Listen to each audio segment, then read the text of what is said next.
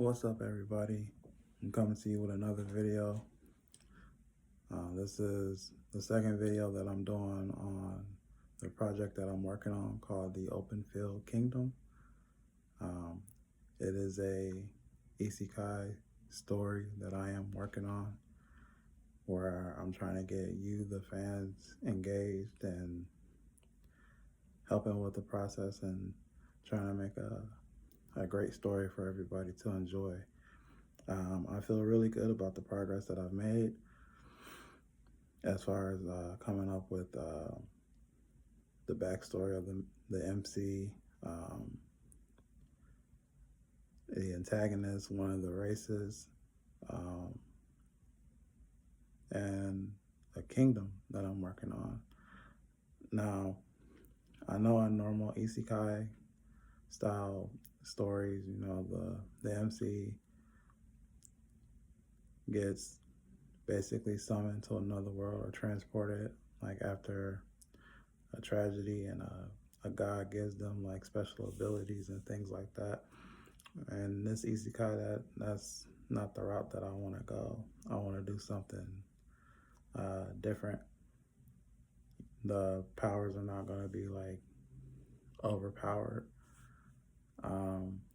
because I feel like that when the god blesses you in the isekai, there's really, you do like a few moments of training and then there's no real development after that. You're basically strong enough to deal with whatever that world has to throw at you. I didn't want this based off of a video game or anything like that. I wanted this to be a real world, and I believe that I got everything kind of mapped out to where it doesn't like feel like a video game. So one of the things that I'm doing is I'm not using orcs, elves, or dwarves. I'm making my own race of people because this is supposed to be a fantasy land, and I know in most isekai they continuously use those type of things, and this is definitely going to be different. Now, the main character, who is named Malik, he gets transported instead of summoned. He's an athlete that's preparing for draft day, trying to become pro. He's got everything going for him. He helps out a homeless man, and the homeless man kind of gets into, him and the homeless man get into an accident, and to save him, the homeless man transports him to an isekai on accident so he doesn't die from the thing that they were into. So I feel like that's a really good angle. It's different. It doesn't fit that narrative of they lost everything and they're just getting a start. Like the MC doesn't even know that he's in an isekai when he gets transported. So that was the angle that I wanted to go with.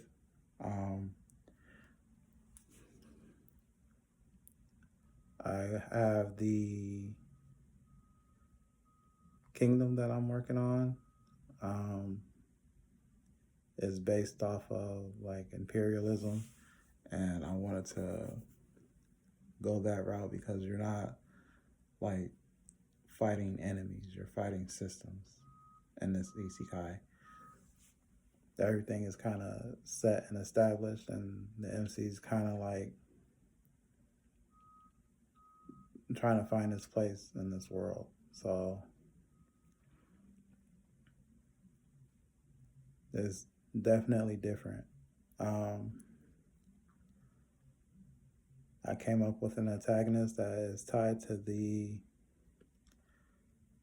Imperials, and I actually have a ruler, and the name of the Imperial settlement, like thought of and fleshed out. I've got like two notebooks that I'm kind of writing in between. So I've been doing a lot of writing and a lot of brainstorming. So one of the characters that I'm working on, got a notebook. Um,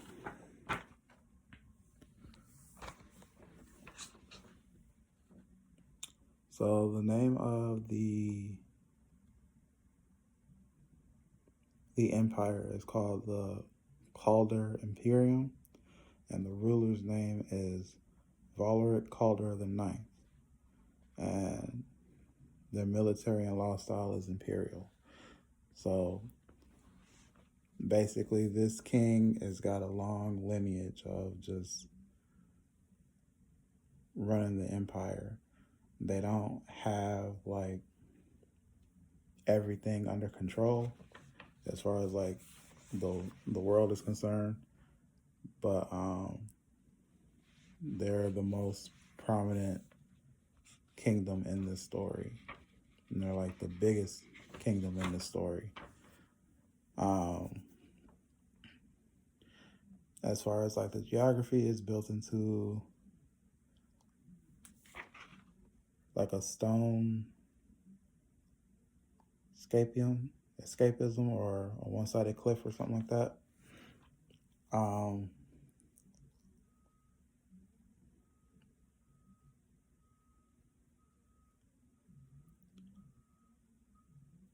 it's not the richest land. It's not on the main river, and it's not easy to reach.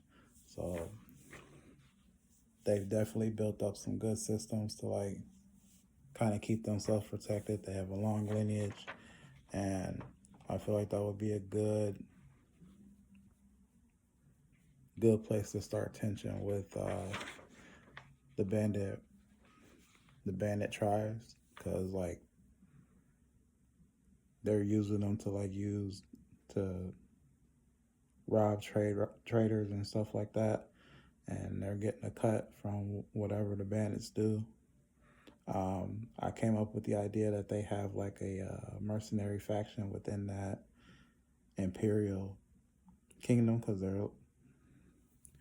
they erase records, and instead of using their army, they use mercenaries to kind of handle their dirty work. So I think that was one of the things that I came up with that I feel like is really good. Um, so like I said earlier, I'm not using orcs, elves, and dwarves. I'm making my own races, and one of the races that I came up with is called the Adamir. They are basically stone themed. Um, I'm kind of going between like either a gray color skin tone for them and like bronze color eyes, and their theme is about endurance and carrying burdens. And these guys are tall. They range from 6'6" to 7'4", so about 200 to 223 centimeters. Um, their build is kind of massive, dense, kind of broad shoulders. I'm doing male and female for the races. And this is just one of the races that I came up with. I want to do different themes as far as like each race represents a different theme. Another race that I'm working on is called the Keshar.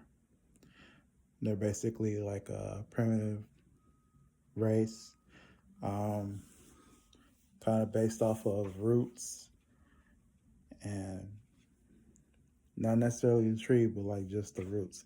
They kind of adapt to their situations where a stone kind of just stays in place. Roots kind of travel whichever way. Um, I want to come up with a better name besides Kashar. So if you guys can come up, like, if you guys have any ideas for a fantasy name for a root style people, I'll be more than happy to hear you guys out on that. And then as far as the MC is, he was raised by a single father. And I wanted to go that route because they leave dads out in stories a lot of times, especially in anime. They use single mothers. There's not a whole lot of MCs that's actually raised by single fathers. So that was one route that I wanted to go. His father was basically a city utilities worker, so he would do like either EMT or work on utility power lines. He basically would work long hours and not really be home all that much. But his father was a good example for him, taught him some real core values that I used as like a reoccurring theme for this story. Um, one of them is that your actions affect more than just you, but they affect the people around you.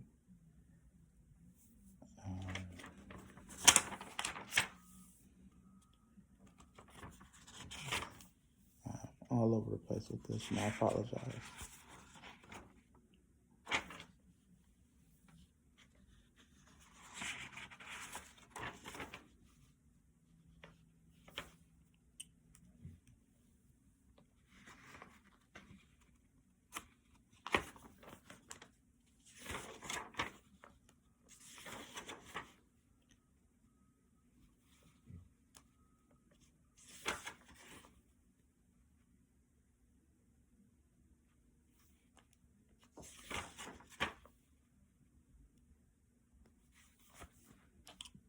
Give me 1 second.